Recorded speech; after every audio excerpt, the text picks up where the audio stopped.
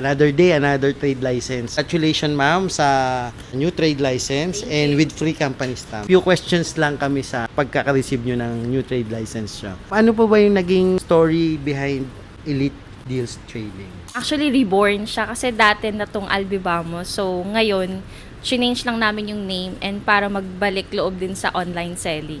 Ano po yung naramdaman nyo nung na-release yung trade license? May security kasi syempre hindi na nakakatakot magbenta-benta online. Kasi syempre, license ka na. Kahit sino magtanong na may illegal yung ginagawa mo ngayon, legal na.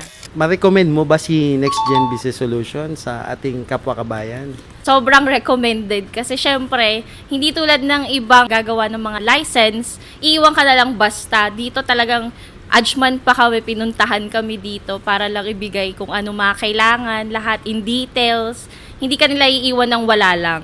Tutulungan ka talaga from A to Z. Kita nyo po yung Elite Deals Trading sa Facebook. Nagbebenta po kami ng lahat ng items. Lagi po kami nag-a-upload sa online. Congratulations po once again. Most welcome po, sir.